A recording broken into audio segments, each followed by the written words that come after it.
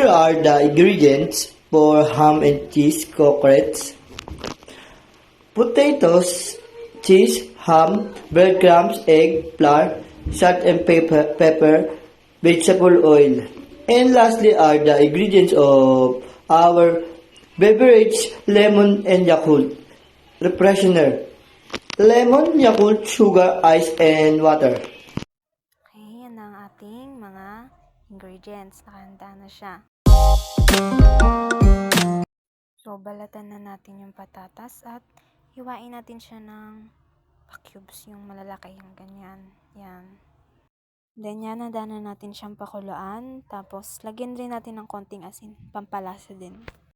So, ayan. Habang pinapakuluan natin siya, magprito muna tayo ng ham. Nakadepende rin ito sa inyo kung gusto nyong raw or prito yung ham. So, ayan. Tapos na siya iprito. Palamigin muna bago nyo hiwain. Yan, ng pahaba muna, pahaba. Yan, tapos maliliit na cubes naman para madali lang siyang haluin kapag pinaghalo na lahat. Yan, dahil kumukulo na ang ating potato, check na natin kung malambot na siya, kung pwede na siyang mamash. Pwede na. Yan, kuha lang kayo ng strainer at kutsara para mamash na natin siya. Yan, durug-durugin nyo lang. Ganyan yung kakalabasan niya para madali natin siyang bilog-bilog. Tapos na nating i-mash, lagyan na natin yung ating ham.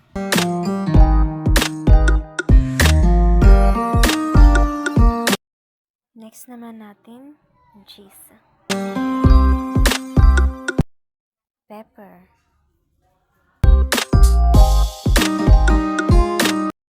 Next ay yung harina.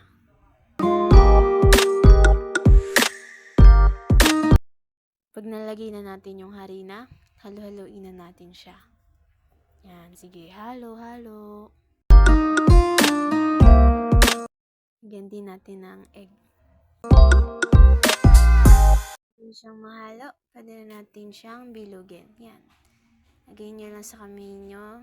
Lagay lang kayo sa kamay nyo, tapos i-flatten nyo siya. And then, lagay kayo sa loob ng cheese.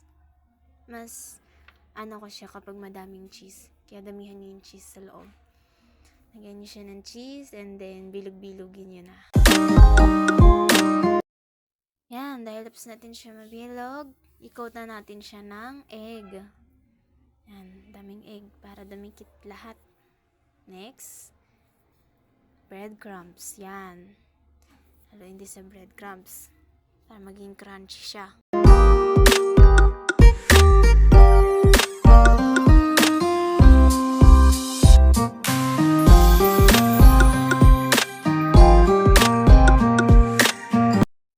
Tapos na ang ating product, ready to fry na siya. Yan, ganyan yung final product natin. Katakam. Make sure nyo muna na mainit yung mantika para hindi dumikit. Yan, lagay na natin isa-isa.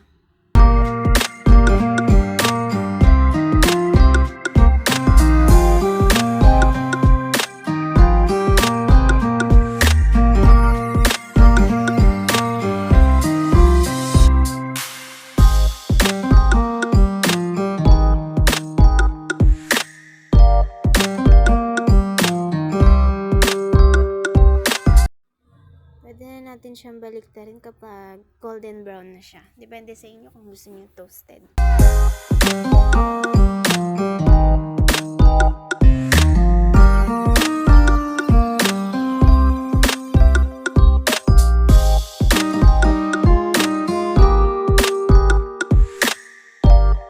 Gamit tayo ng tissue para masipsip niyo yung mga mantika para di siya oily masyado.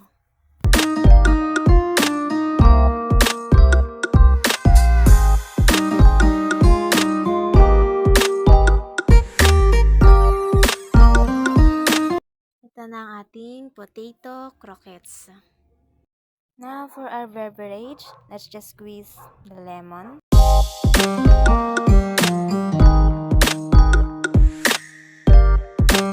So for dito, at least 1.5 lemon yung in-squeeze namin.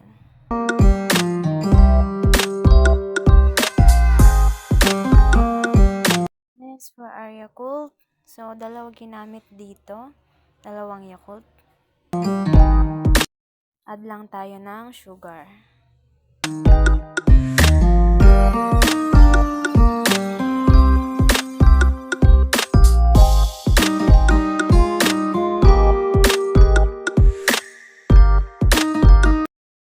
Presenting to you, potato croquettes and lemon Yakult.